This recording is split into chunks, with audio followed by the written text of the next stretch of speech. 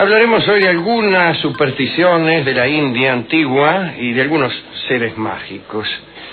Existían en aquella época y en aquel foro numerosos cultos menores y creencias aisladas que se fueron asimilando poco a poco al panteón brahmánico. Entre esos cultos menores había toda una categoría de seres sobrenaturales cuyos hechos maléficos o benéficos ejercían constante influencia en la vida de los ciudadanos.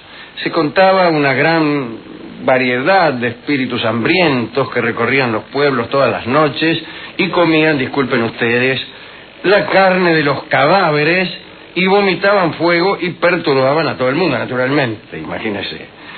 A estas siniestras criaturas podían oponerse unos genios más o menos buenos que vivían en todas partes, en las puertas de las murallas, en las fuentes, en las encrucijadas, debajo de las piedras y hasta en el mismo fuego del hogar. Además de esa multiplicidad de espíritus y genios, algunos animales comunes eran temidos y otros apreciados. Así que vamos a hacer una lista de esas divinidades secundarias de la India. La primera superstición es esta. El rebuzno de un burro indicaba para los hindúes un día nefasto. Parece una superstición un poco discriminatoria e intelectual, ¿no? La superstición de quien se cree en el quinto escalón de la escalera, como hemos dicho alguna vez, y desprecia entonces a los que están en el tercero, juzgando los burros y así. Pero bueno, está bien, el burro traía mala suerte. El perro era un ser impuro que cargaba con mala suerte a quien recibía un ladrido. Esto sucedía en la India de la antigüedad clásica. Si sucediera en la ciudad de Buenos Aires de hoy, todos estaríamos verdaderamente en medio de una yetatura y excomúnica imposible de soportar, como verdaderamente ocurre. Los patos salvajes y los gansos migratorios, que es un buen nombre para un conjunto de rock, eran las almas viajando a la luna, así que debía eludirse la vista de aquellos animales para eludir también la mala fortuna. La corneja estaba encargada de transmitir los mensajes amorosos y de dar oráculos. Eran perseguidas las cornejas por los enamorados para ver si podían dar noticias en su extraño idioma acerca de una correspondencia o un rechazo. En verdad, el enamorado ansioso es un personaje indeseable para todo el mundo, especialmente para el objeto de su amor. Está todo el tiempo queriendo que le contesten cosas que ya le han contestado. Especialmente molestos son los enamorados que han sido rechazados e insisten consultando no ya a la mujer que aman, sino a toda clase de adivinas, oráculos, secciones de los diarios, cornejas en vuelo, etcétera. Y lo peor del caso es que a veces se ponen contentos porque esas señales son positivas, aun cuando la mujer que aman esté con otro señor en Miami. Bueno, está ella en Miami con otro tipo, pero me ha dicho, me adivina que me ama a mí. Así que estoy feliz de la vida. Estoy loco de la vida. Me ama, ¿me entendés? Me ama. Y uno le objeta la famosa objeción de los descreídos. Sí. Pero si te amara, estaría contigo en Miami o al menos aquí, dice uno, de puro metido. Sí. Nunca lo dijera. Si el hombre empieza a decir que la psique es más compleja que la idea que los burgueses tienen acerca del amor, etcétera, etcétera, y prosigue enamorado durante varios años más, mientras la mujer prosigue cambiando de novios y de locaciones. Esto en cuanto a la India. Damos noticias de otros seres sobrenaturales de la India. Los yaksa eran quizá los más conocidos. Los llamaban los que no son hombres, Amanusha, o también los ocultos. Constituían un grupo curioso, en realidad de muy baja estofa dentro de la jerarquía divina, que mandaba un capitán de Indra, el rey de los dioses, el obeso Kubera. Kubera, si yo no recuerdo mal, era también el guardián de un punto cardinal, el norte. Era en la cosmología brahmánica hay una divinidad cuidando cada punto cardinal. ¿Para qué? Preguntará usted. Bueno, no lo sé. ¿Quién se va a robar el norte? Como si el norte fuera algo. El norte es una idea, antes que nada. Si usted quiere, una dirección, una coordenada, pero no un lugar, algo que se puede robar. Nadie se puede robar el norte, como nadie se puede robar el costado derecho de... Costado derecho se puede robar, el costado derecho de un auto. Sí. Ah, sí, fácilmente. Pero, tiene razón. Pero el norte de un auto no hay el norte de un auto. No, según para dónde vaya. Claro. En ese sentido, fíjese, qué curioso, a veces la derecha es un lugar imposible de determinar y el norte se puede determinar, y otras veces lo que no se puede determinar es el norte. Por ejemplo, el norte de algo semoviente. Si algo se mueve ya no se puede determinar el norte, digo yo. Bien, este Cubera guardaba el norte. Pero estábamos hablando de los Yaksa, los que no son hombres. La iconografía antigua los ha representado de distintas maneras, en general con cabeza de caballo en un cuerpo humano. Es una especie de centauro al revés. Claro. La traducción ebemerista del centauro es la siguiente. Alguien vio por primera vez un señor montado a caballo. Por ejemplo, los indios de América cuando vieron llegar a los europeos. Pero también, por ejemplo, los pelasgos cuando se inaugura la equitación. Antes la gente no montaba a caballo en un punto de la historia, al menos en un punto de la historia europea, sino que trabajaban con carros. Fue primero el carro que la montura. Y a alguien se le ocurrió suprimir el carro y montarse a caballo para ahorrar gastos logísticos. Entonces los ebemeristas prefieren creer que la idea del centauro proviene de esa visión primigenia de un hombre montado a caballo. Y dice, oh caramba, un hombre montado a caballo no es un hombre, incapaces de esa forma de pensamiento que consiste en analizar. Dijeron, es un centauro, es decir, un tipo con una cabeza de hombre y 4 patas. Curioso, esto no ocurrió con las bicicletas. Porque ningún pueblo, al ver por primera vez un señor en bicicleta, conjeturó que se trataba de un solo ser provisto al mismo tiempo de ruedas y de rasgos humanoides. El caso es que este centauro aparecía al revés, lo cual nos ofrece serias dudas acerca de la interpretación, salvo que lo que hayan visto haya sido un caballo montando a un señor.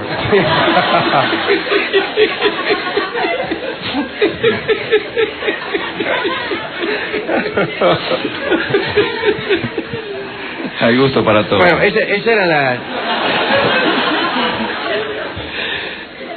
las iconografías de los Yaksa. ¿Dónde vivían los Yaksa? Se preguntará usted desesperado. ¿Dónde?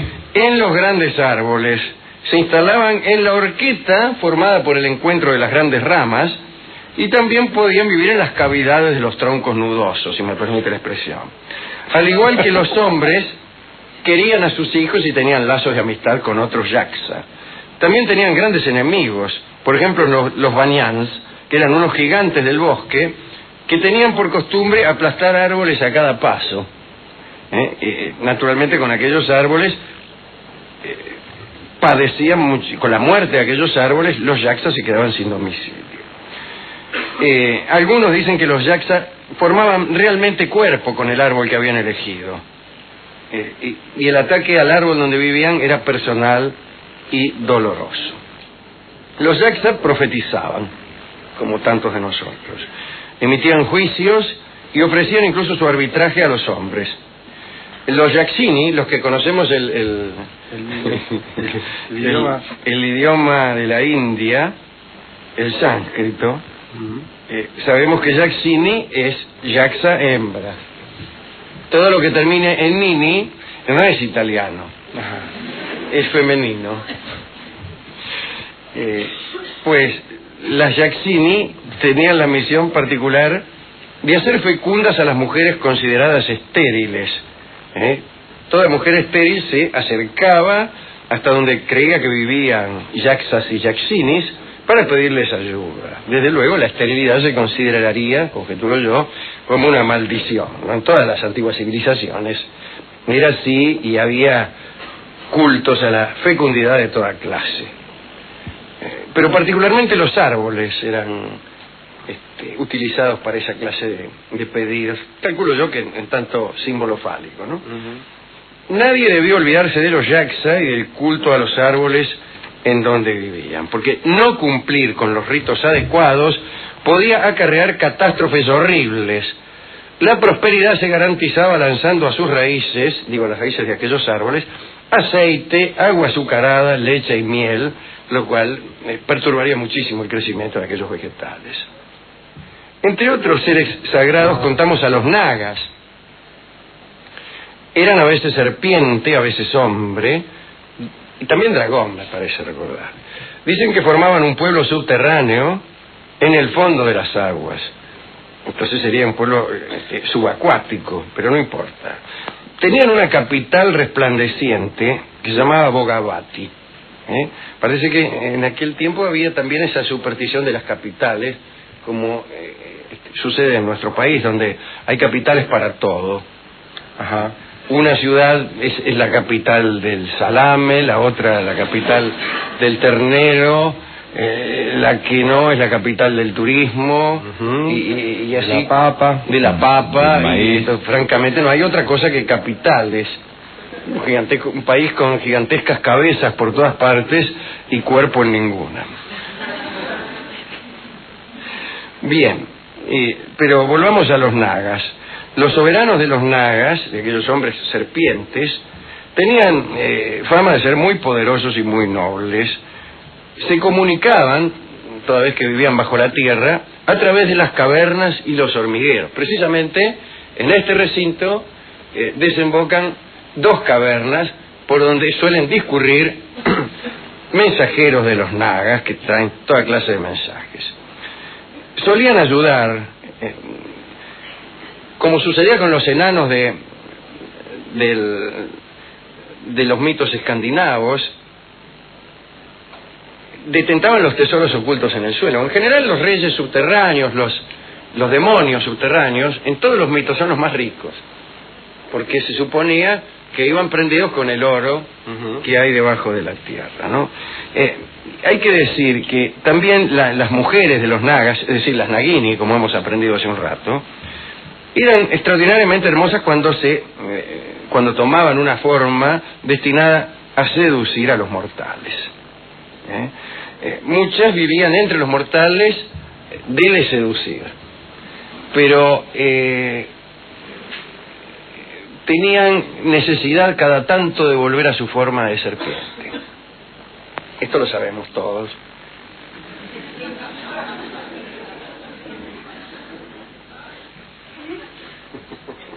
La piel de las nagas, o de los nagas, cada tanto era abandonada, tal como sucede con las serpientes, ¿no? En el momento de la muda, si las mudas hablaran. Estas pieles tenían el poder de hacer inmortal al que las encontrara, pero nadie las encontraba. En cambio sí encontraban pieles de serpientes vulgares que no proporcionaban inmortalidad alguna.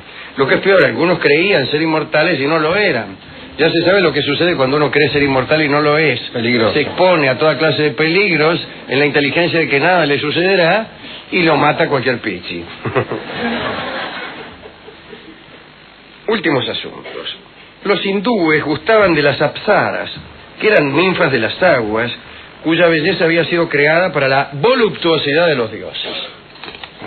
Calcule, si funcionaba con los dioses, lo que no harían aquellas bellezas con un hombre vulgar. Parece que hasta los ascetas quedaban enamorados y terminaban perdiendo su virtud. Venía un hombre santo por ahí, se cruzaba con una apsara y el tipo dice, más que santidad, ni cama de clavos. Y ahí abandonaban el faquirazgo para entregarse a los goces más vulgares. La belleza de las apsaras era tan desmesurada que mataba. ¿Cómo me gustan las bellezas tan desmesuradas que matan? Los seducidos se deshacían en llantos emocionados, quedaban sin aire y morían de un síncope. Qué extraordinario ver una dama tan hermosa en una esquina que uno muera de un síncope ahí mismo. La vi y morí de un síncope. Comienza la historia de un señor que sí, ya muerto. Somos muchos los que hemos muerto ante la visión de una apsara. Yo me he cruzado con algunas de ellas. También me he cruzado con nagas, pero con apsari también. Y he muerto más de una vez. Dicen que aunque seducían a los mortales, los hacían comprobar al instante esa condición. Te seducían y te morías. Pero las apsaras elegían gustosas a sus amantes entre los guerreros muertos en el campo de batalla. Así que no podían morirse porque ya lo habían hecho. Y este era el premio celestial para los luchadores. Un premio mucho mejor, si me permite el teléfono, que el que ofrecían en el Valhalla, en aquel dudoso cielo de los vikings, sí, donde lo que te ofrecían era una continua batalla. En el Valhalla salían a combatir a la mañana y volvían a la noche, incluso muertos, pero resucitaban merced a unos brebajes que tenían. Tenían aquel chancho que te lo comías y siempre estaba ahí, aquella bebida, aquella cabra que ordeñada producía un líquido que nunca se terminaba, y aquellos combates en los que los heridos y los muertos resucitaban y se curaban a la noche solo para volver a pelear al día siguiente. Bueno, ese era un cielo que no deseo, que se trata todo el día haciéndose dar uno mazazos y puñaladas. No, aquí no. A los guerreros muertos de la India, en cambio, disfrutaban de las apsaras. Se me dirá que si se trata de eficacia guerrera, parecían mucho más eficaces los vikings que los ejércitos de Asoka. No lo sé, no se han enfrentado. ¿A quién dedicar esta recorrida por, digamos, este subpanteón del brahmanismo? Bueno, a nuestros amigos de la India. Sí, a nuestros amigos de la India. Y esas mujeres de belleza tan peligrosa, Alejandro. A esas mujeres de belleza tan peligrosa, o esas divinidades que se hacían pasar por mujeres, que eran las apsaras, y aquellas apsaras que nosotros conocemos en nuestra vida real y por las cuales hemos muerto más de una vez. También...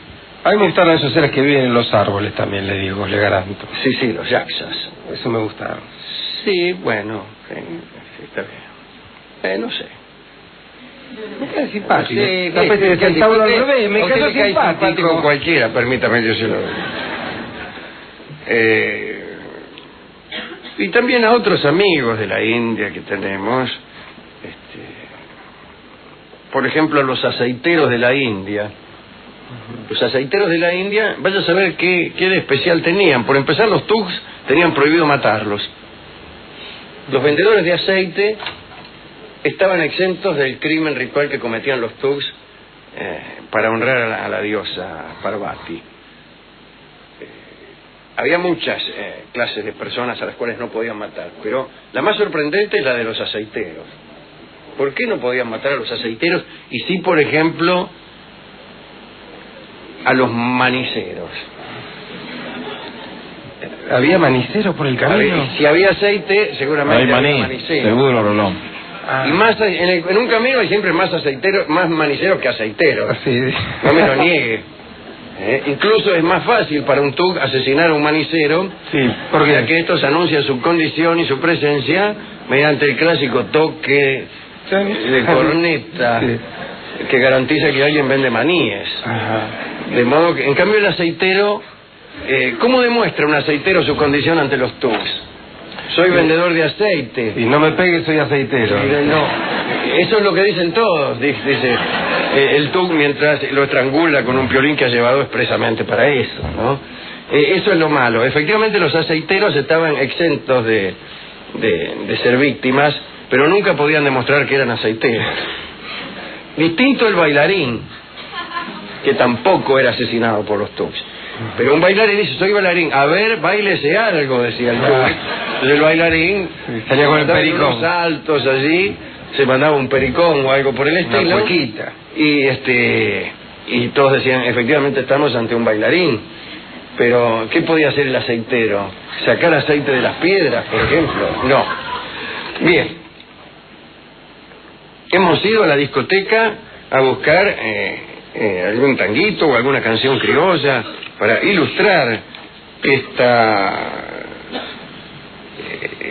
esta charlita acerca de los distintos dioses pequeños y menores.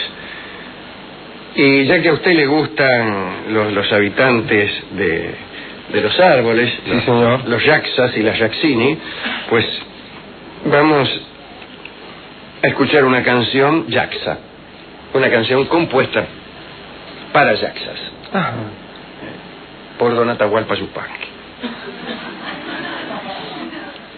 Se trata nada menos que de El árbol que tú olvidaste, la historia de una yaksini que se fue lejos y dejó al yaksa abandonado. El yaksa era el árbol, no solo vivía en el árbol, era el árbol. Y entonces decir el árbol que tú olvidaste es decir el hombre que tú olvidaste, el yaksa que tú olvidaste, o yaksini que te has marchado del palo. Quienes lo cantan generalmente tratan de simular esta alusión evidente.